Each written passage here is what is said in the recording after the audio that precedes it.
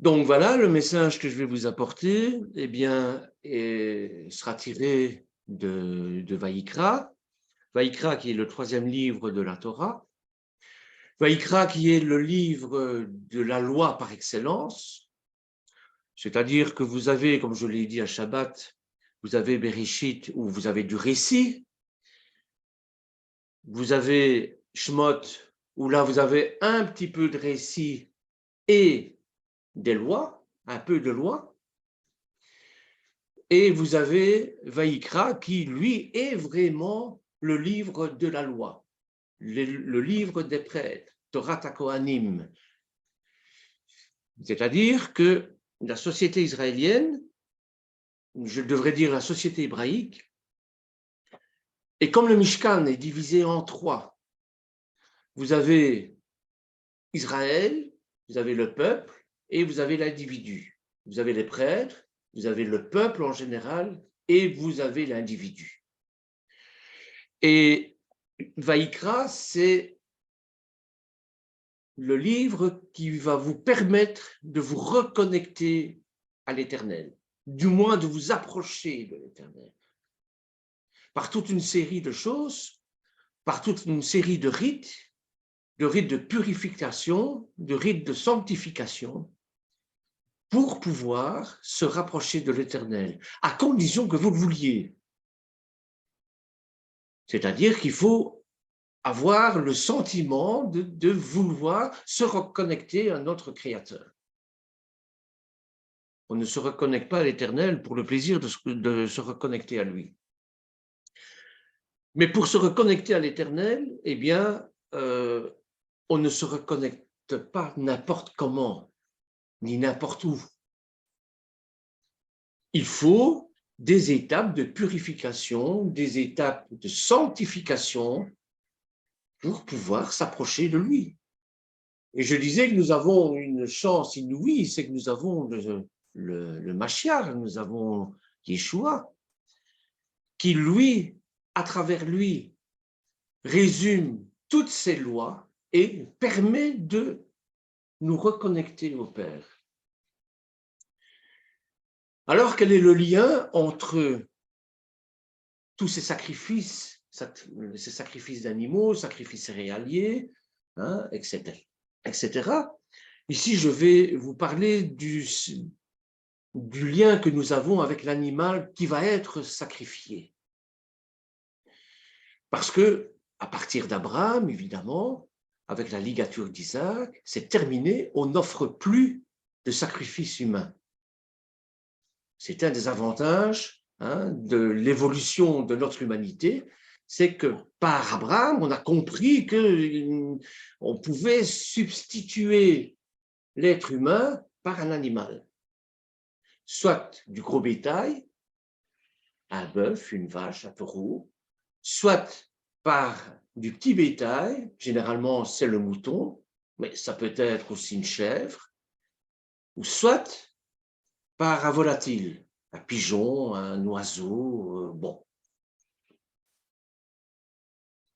On n'a pas entendu les Hébreux pour faire ces rites sacrificiels. On n'a pas entendu les Hébreux. Avant les Hébreux, c'était, je veux dire, presque inné chez l'homme que l'homme par rapport à l'animal, il est capable, il a cette notion en lui d'éternité, il a cette notion en lui d'un divin. Et c'est pour ça que vous avez une multitude de religions.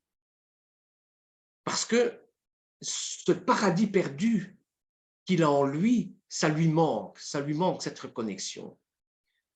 L'Éternel dit comment il faut se reconnecter à lui, mais l'être humain est têtu, il a le courette, il préfère se créer des dieux pour se reconnecter à Elohim. Mais ça ne fonctionne pas, évidemment. Ça ne marche pas comme ça. C'est une rencontre avec le Dieu un d'Israël et avec personne d'autre. Et cette rencontre ne peut se faire qu'à travers Yeshua. Mais avant Yeshua, bien sûr, il y a toute une série de choses qui doivent être mises en place pour pouvoir se reconnecter à l'Éternel, du moins être le plus proche possible.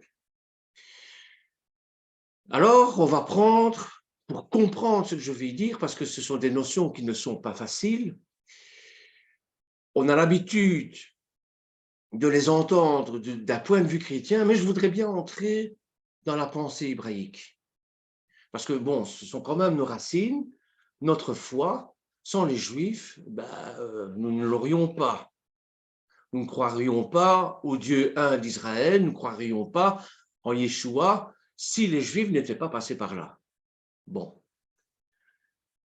Alors pour ça, on va prendre la création dans son ensemble. L'Éternel crée plusieurs mondes, plusieurs dimensions. Vous avez plusieurs règnes, voilà, je vais dire comme ça, plusieurs règnes.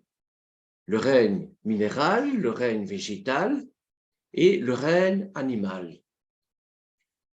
Et vous avez le règne de l'humanité. Le monde animal va se servir des autres mondes, des autres règnes, minéral et végétal, pour se développer et pour sa croissance.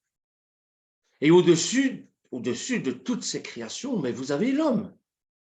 L'homme qui a besoin de ces trois règnes pour tirer son énergie, ses forces, ne fût-ce que pour sa substitution, pour sa vie. Vous avez un manque au niveau des minéraux, vous êtes malade. Vous ne mangez que de la viande et pas de légumes, vous êtes malade. Vous mangez que des légumes, il vous manque des protéines. Vous voyez, donc on a besoin de tout ça. On devient ce qu'on mange. Par la suite, vous verrez dans les parachutes, on va parler de la cache-route. C'est lié un peu à ça.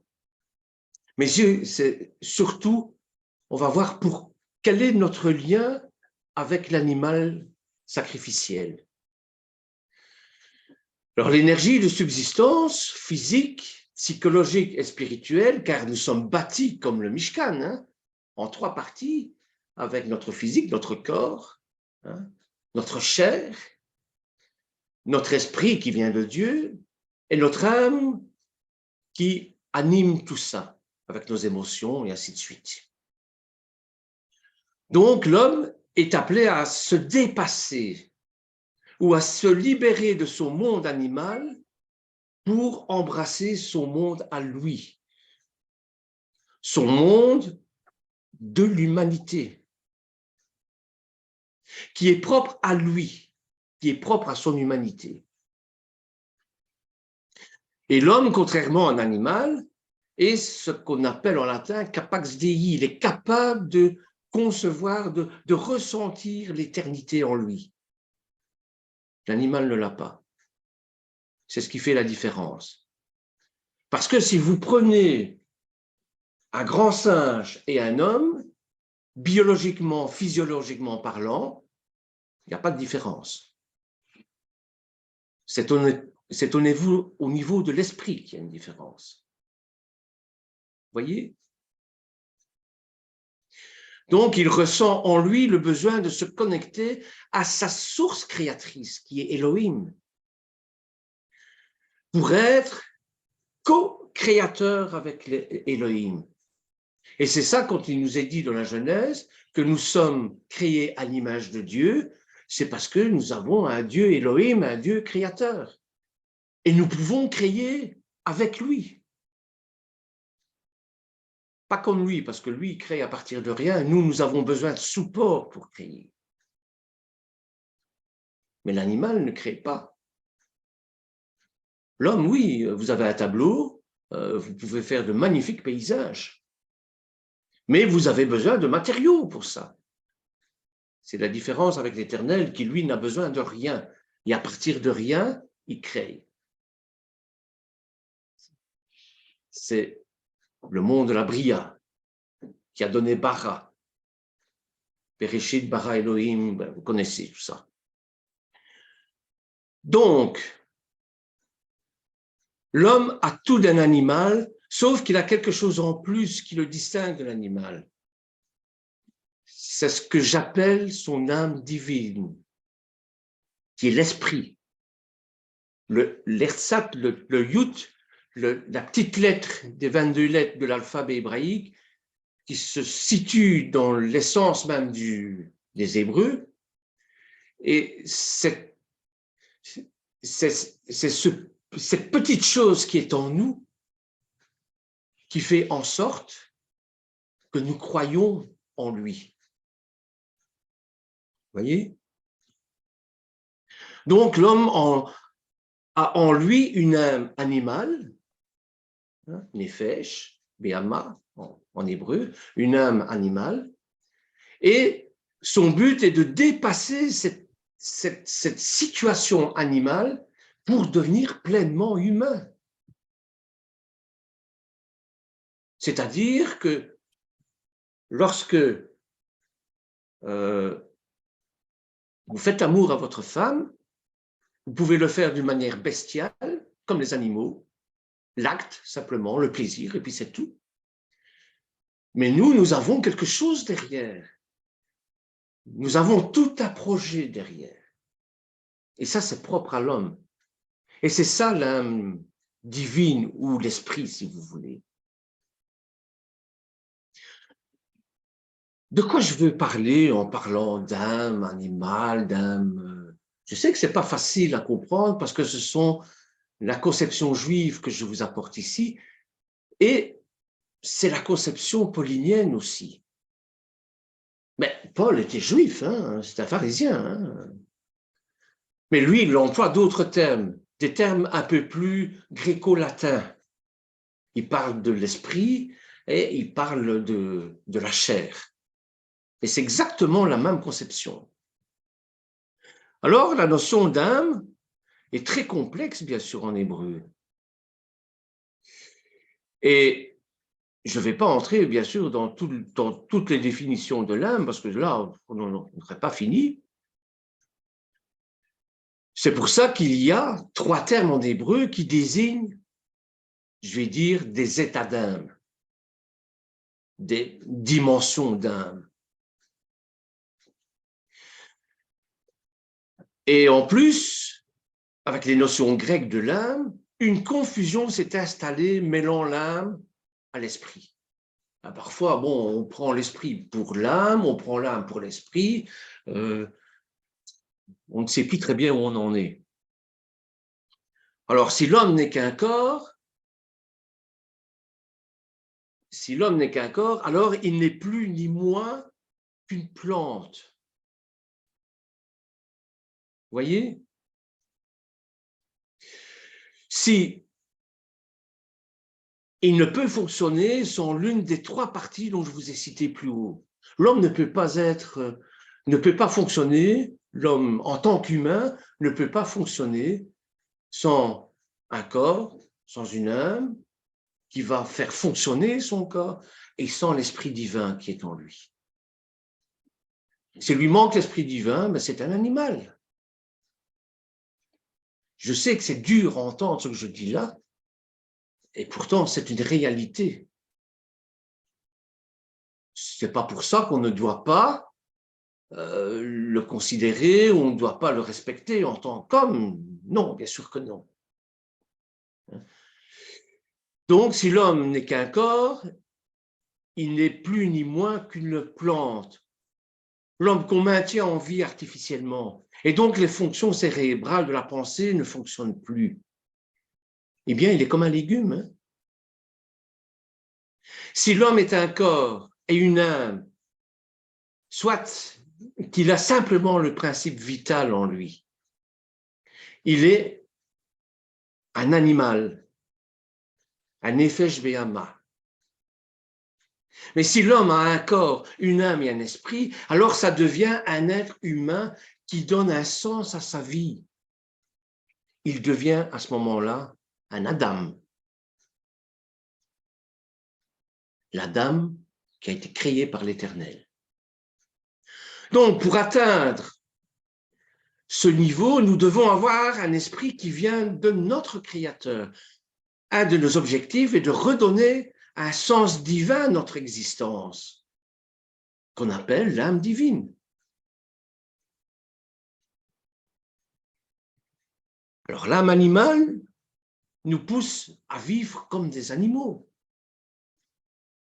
c'est-à-dire le profit immédiat, le plaisir, la satisfaction, aucune réflexion sur le sens de la vie, surtout pas. Je nais, je mange, je bois, je me reproduis, je meurs. Ça, c'est l'âme animale. Aucune réflexion sur le pourquoi de notre existence et sur le but de notre existence. D'où je viens, qui je suis, où je vais. L'animal ne se pose pas toutes ces questions-là. Il y a effectivement un combat entre l'âme animale et l'âme divine. Et cette libération est excessivement difficile de se libérer de notre statut d'animalité. Très peu arrivent à dévoiler et à renforcer son âme divine et à la soulever au-dessus de l'âme animale. Voilà le lien qu'il y a avec le corban.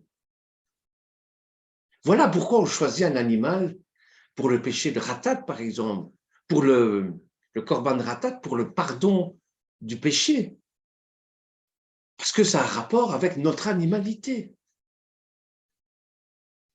Et on constate que l'humanité est prisonnière de son âme animale. L'âme animale nous fait vivre une vie où on ne réfléchit plus, on ne se pose plus de questions.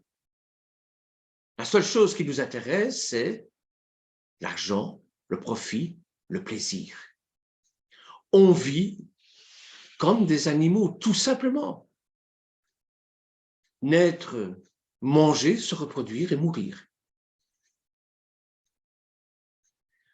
Je pense qu'avec la faute, cet un animal n'était pas en l'homme. Avant la faute, il n'y avait pas cet âme animal. Il n'avait que l'âme divine. Et c'est ce que nous présente la Torah avec le code du serpent de la Genèse. J'aime pas dire image, j'aime pas dire métaphore, je préfère dire un code, parce que c'est un décodage de la Torah que nous faisons. Et ce serpent qui était à l'extérieur de l'homme et de la femme, eh bien, c'est ça l'âme animale. Le mal existait à l'extérieur, mais n'était pas encore entré à l'intérieur de l'homme.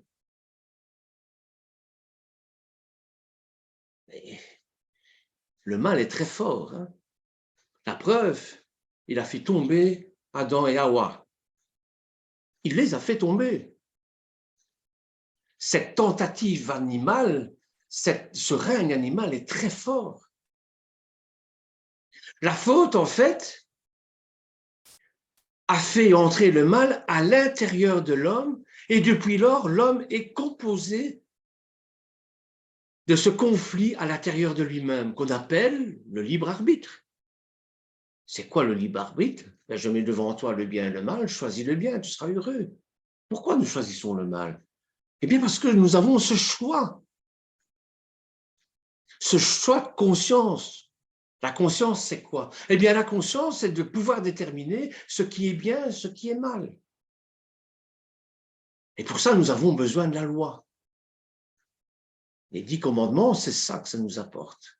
C'est une conscience. Quand je tue mon voisin, eh bien, je dois avoir dans ma conscience que c'est mal, c'est mal. Vous voyez? Donc, ce conflit intérieur de lui-même qu'on appelle le libre arbitre, soit l'âme animale qui le pousse à vivre comme un animal et une âme divine qui va l'aider à se connecter à son Elohim, à son créateur, tout en étant quelqu'un qui agit dans le monde. Ce n'est pas purement de la théologie, hein. Notre esprit n'appartient pas qu'à Dieu. Notre esprit nous permet d'agir dans le monde aussi. C'est ce qu'on appelle la transcendance. L'âme divine n'est pas là pour nous déconnecter de ce monde, comme le prétendent certaines religions, mais pour nous donner des forces, de l'énergie, pour nous connecter avec Hachem. Où? Mais ici, dans ce monde, le Mishkan, il sert à ça, à se connecter avec Hachem, pas dans les cieux, mais dans ce monde. Le Mishkan, c'est l'ambassade, une ambassade qui se trouve dans les cieux, sur terre, oui.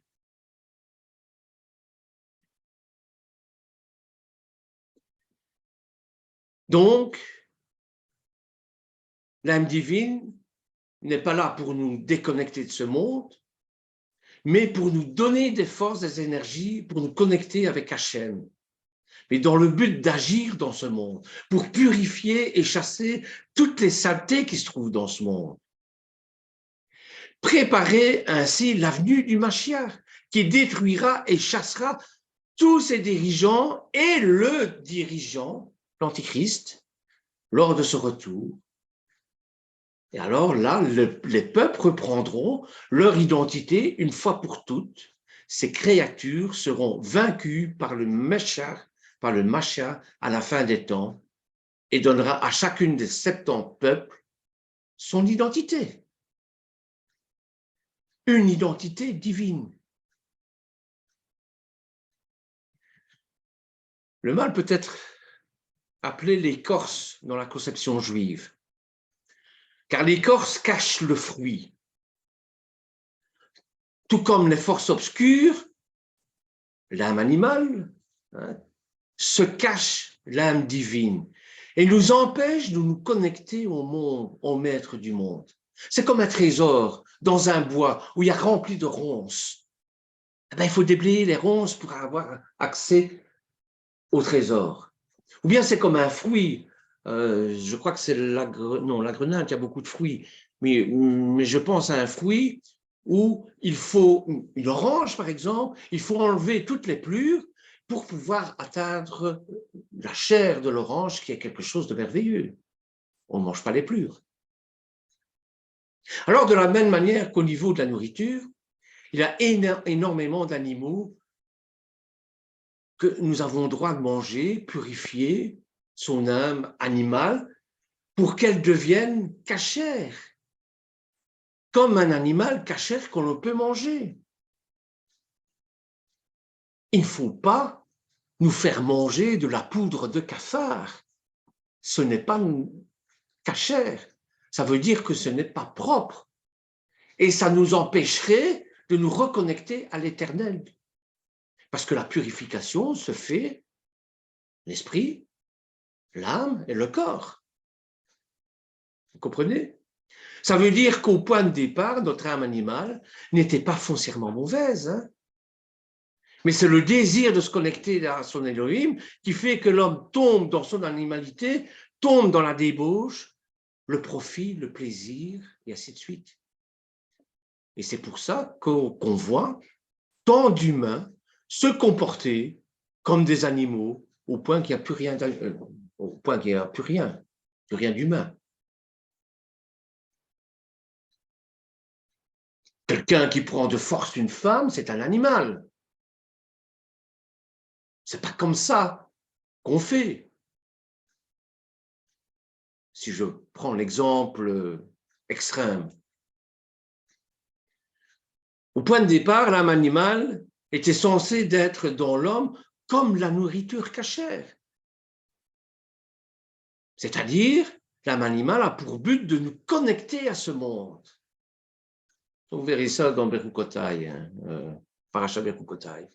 Et si nous n'avions pas l'âme divine, on aurait un mal fou à se connecter à ce monde. Et comme ça, c'est comme ça que je perçois le statut adamique d'avant la chute et qu'on retrouve avec la vie éternelle. Or, le but de l'Éternel est de se dévoiler dans ce monde d'en bas. Pas dans le monde d'en haut, c'est son monde, le monde d'en haut. Mais ici, son but, c'est de se dévoiler. Se dévoiler comment et par qui? Mais par sa créature. Sa créature qui est comme lui. Tselem Elohim, qui est à l'image de Dieu, qui est créé à l'image de Dieu. Vous savez, la faute a un certain avantage, car elle a ramené l'homme à une certaine connexion avec le monde d'en bas. Et je pense que lorsque l'âme animale est rentrée en lui, en l'homme, en cette ish, elle était cachère au départ. Ça veut dire qu'elle ne cachait pas l'âme divine dont l'homme devait trouver un équilibre entre la connexion avec Dieu et l'action dans ce monde matériel. Il y avait une adéquation, comme on dit. Malheureusement, l'homme animal a pris plus de force à l'intérieur de l'homme au point de cacher son âme divine. Au départ, l'âme animale avait un but positif, déconnecter l'homme des mondes d'en haut, dans le sens de ne pas avoir trop la tête dans les étoiles et pas les pieds sur terre, et l'amener à se connecter au monde d'en bas.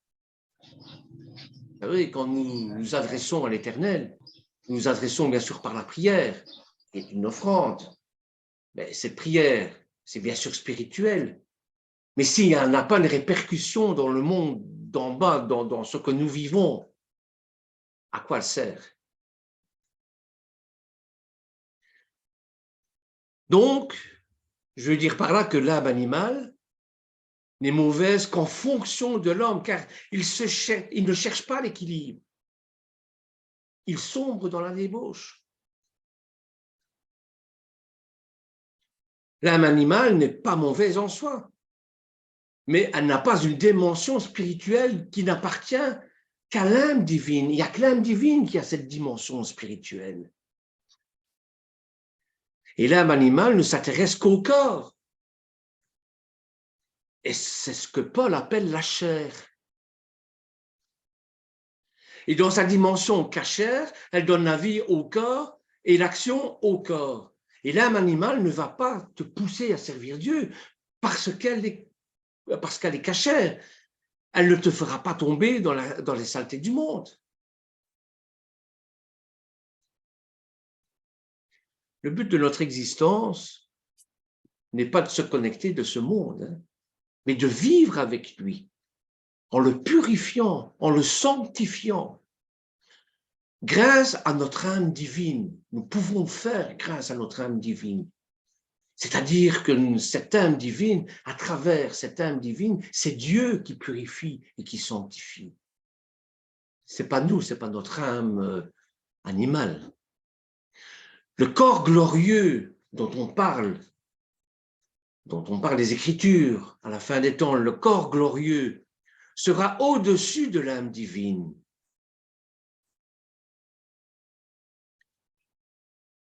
Concrètement, ça veut dire quoi? Eh bien,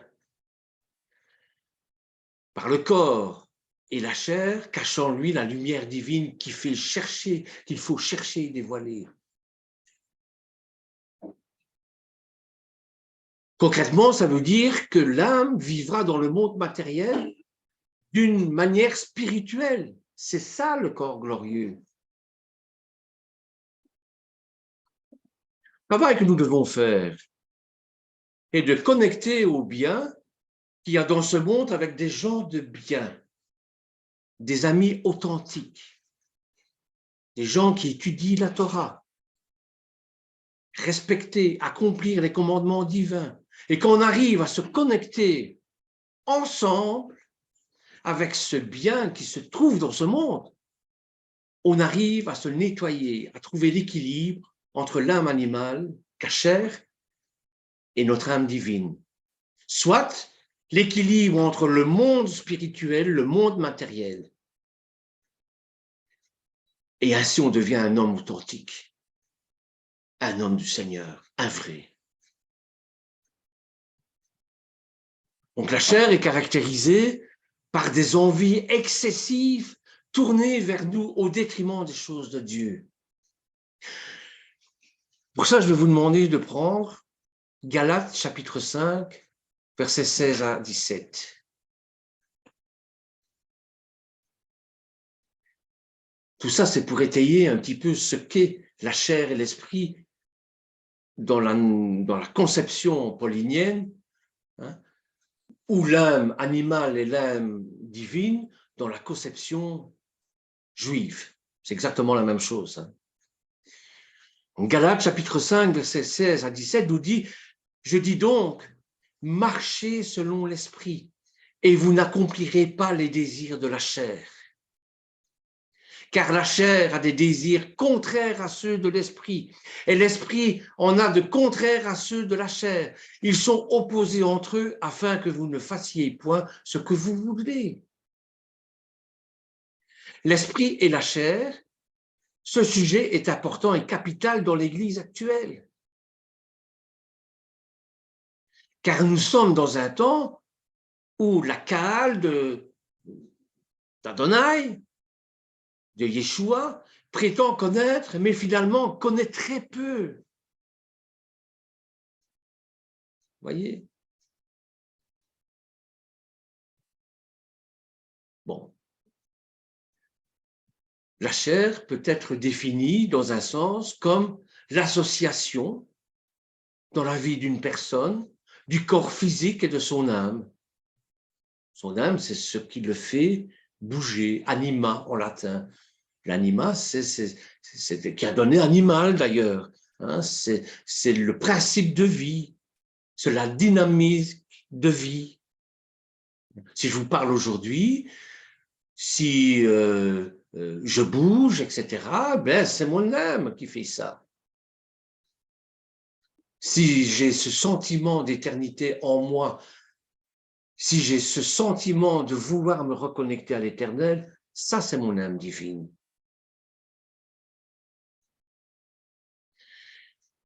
Donc,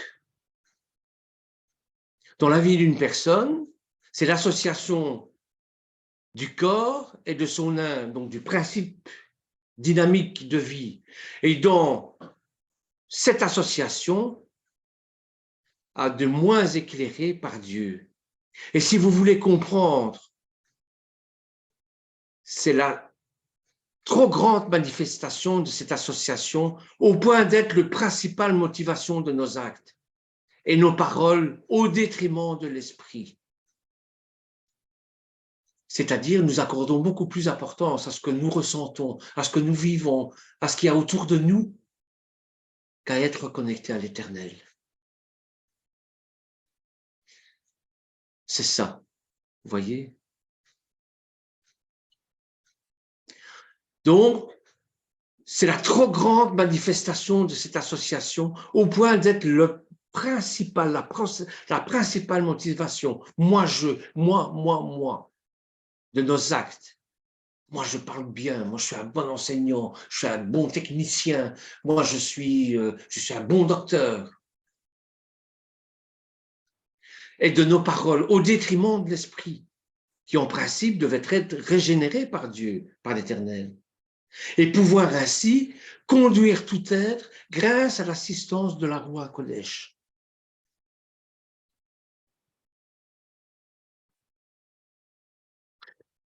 Ça peut rester toujours un peu abstrait comme notion. Alors comment peut-on reconnaître concrètement la chair? Eh bien, à travers ce qu'elle produit. En Galates chapitre 5, versets 19 à 21, il nous dit ceci.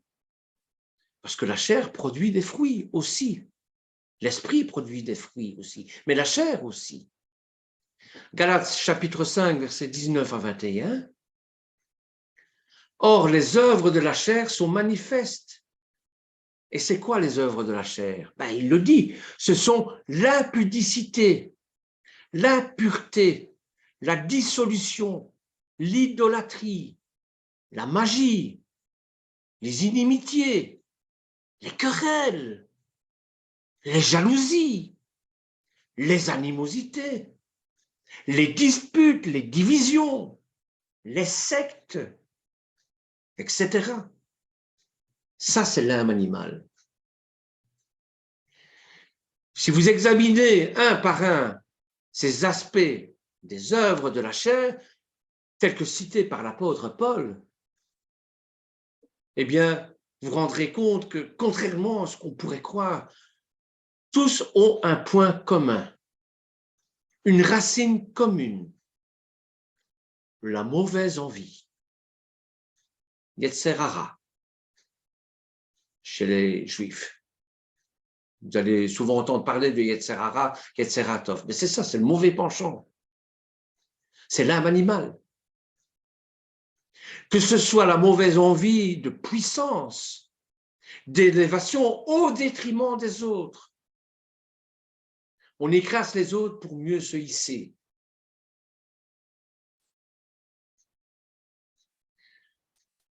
C'est de paraître, d'avoir tout pour soi ou de satisfaire exclusivement certains besoins du corps. Il s'agit là bel et bien de mauvaises envies. C'est ça la chair. La chair est caractérisée par des envies exclusivement tournées vers nous, au détriment de Dieu. Une personne qui est charnelle n'est pas forcément une personne en qui toutes ces œuvres citées plus haut sont manifestées. Hein. C'est pas ça. Hein. Ça existe, bien sûr. Tout ça, nous l'avons en nous. Mais c'est une personne qui a manifestement comme origine de ses actes ou de ses paroles un désir permanent de satisfaire soi-même, de se mettre soi-même en avant. C'est ça la racine de la chair. J'ai envie de bien parler, j'ai envie de bien chanter. Je chante mieux que les autres.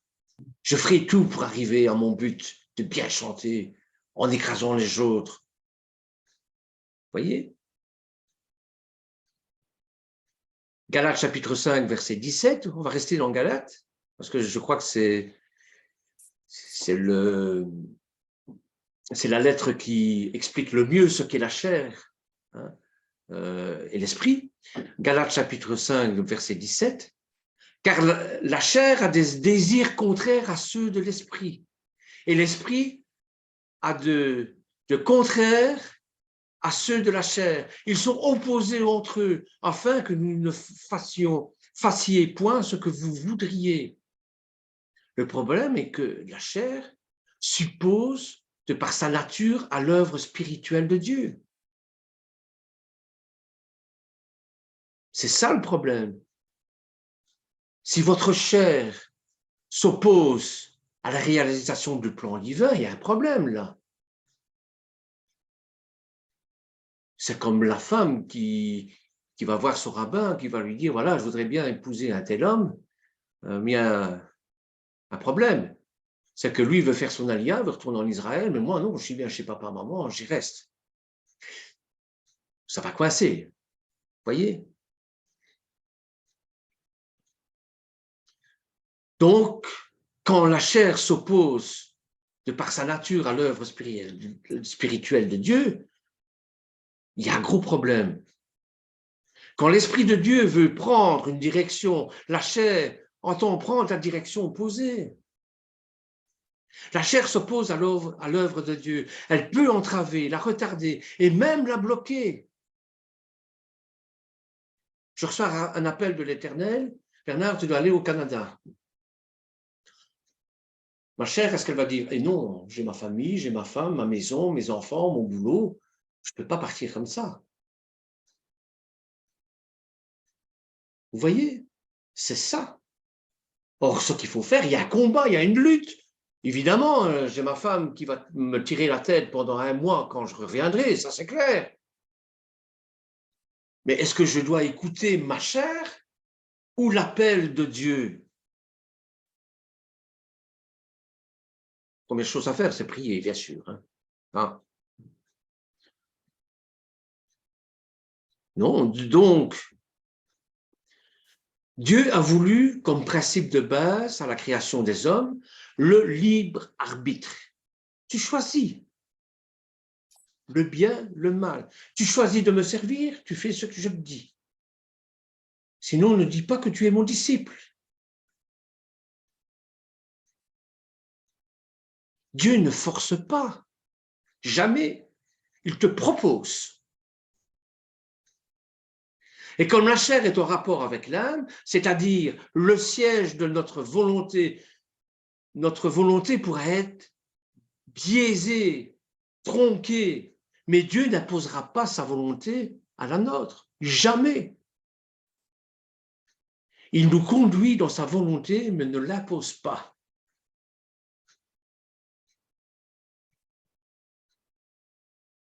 Je regarde l'heure, midi.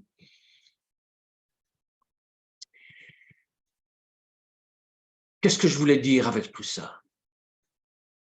Mais je voulais dire que le lien que nous avons avec l'animal qu'on sacrifie, on sacrifie un animal pourquoi? Vous le verrez dans le Tzav. Tzav qui veut dire ordonnance. Et je vous invite à lire la parashat Tetzavé, parce que la parashat Tzav se rapporte à la parashat Tetzavé. Parce que dans Tetzavé et dans Tzav, c'est la même racine du mot, c'est une ordonnance, une injonction. Tu veux te reconnecter à moi et tu as commis un péché, eh bien, tu dois faire comme ça. Tu dois d'abord aller au temple, tu dois aller d'abord au Mishkan, tu dois prendre un taureau, si tu es d'une stature, un statut élevé, si tu es rabbin par exemple, eh bien, en fonction de ton statut, tu dois prendre un gros animal, un taureau. Maintenant, si tu es d'un autre statut, tu peux prendre un bélier ou un... Voilà. Vous verrez tout ça dans le Tzav. Hein. Donc, tu dois prendre un animal, tu dois l'égorger, tu dois faire tout un tas de rites. Eh bien, c'est pareil. Lorsque nous voulons nous reconnecter à l'Éternel, nous avons toute une série de choses à faire. D'abord, on doit se repentir. On doit prier Yeshua, qui lui a pris tous nos péchés.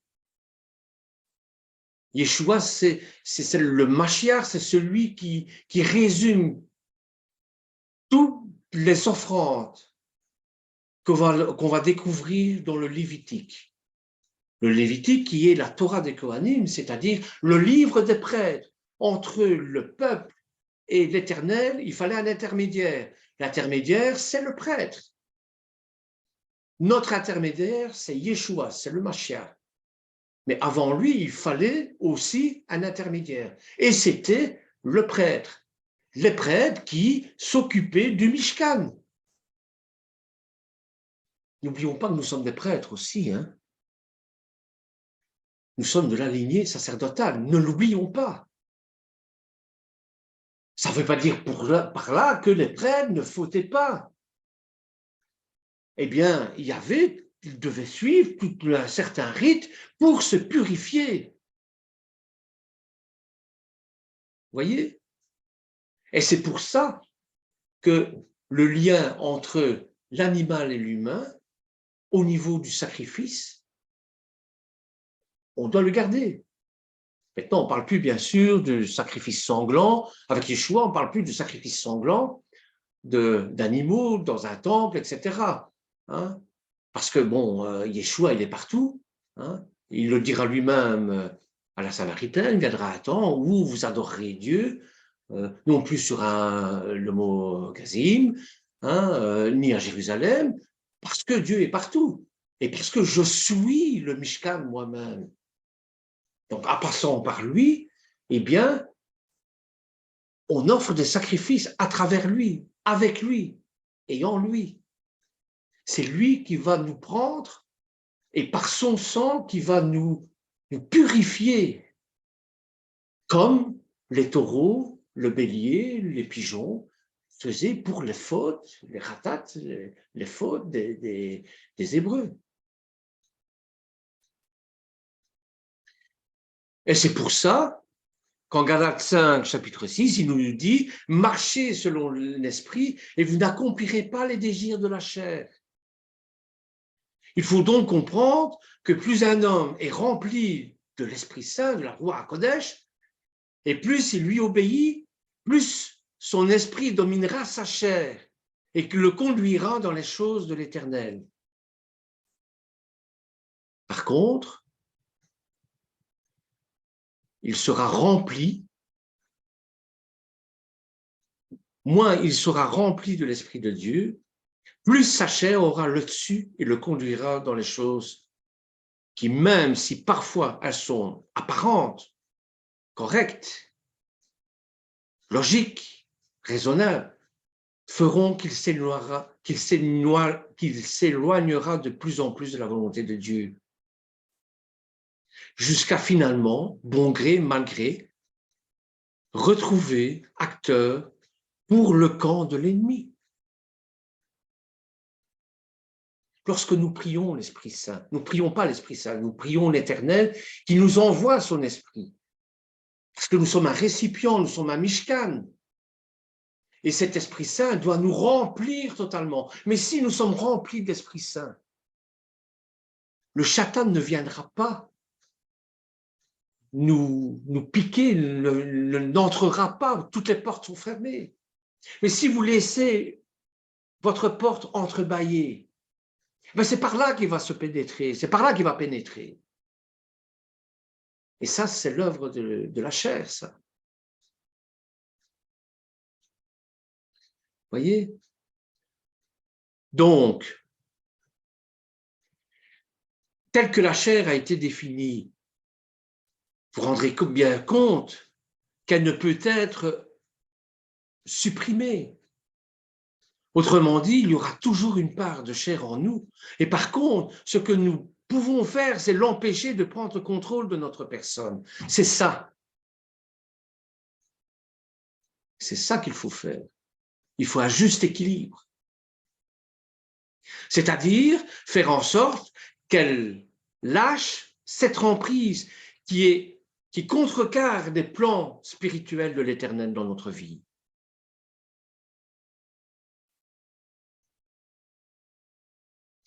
À part d'être rempli de l'Esprit Saint, de lui obéir, il y a un autre moyen qui permet de maintenir la chair à son niveau minimal, c'est l'humiliation ou l'humilité. L'humilité volontaire devant Dieu.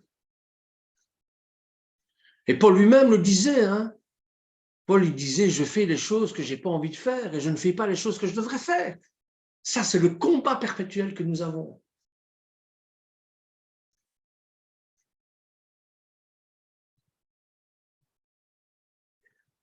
Être assujetti à la chair, c'est comme traîner un boulet de canon.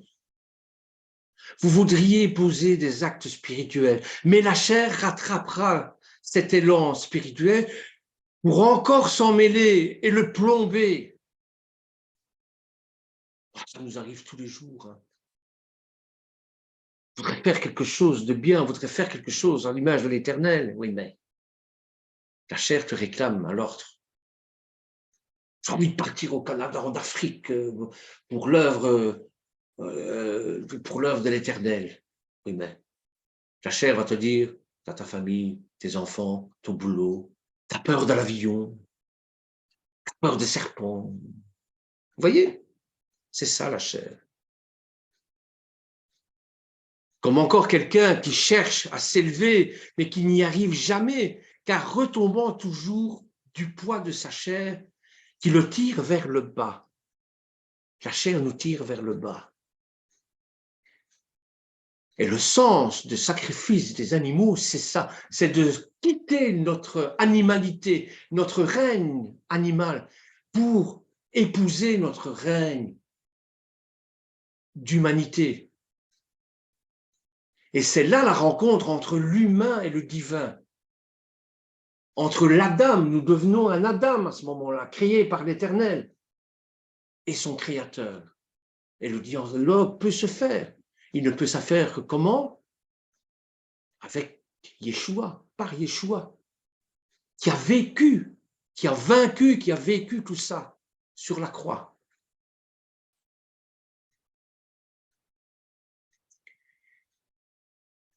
Marcher selon les voies de l'esprit, c'est ce que je vous conseille de faire, et vous ne serez plus sous le dictat la dictature de la chair.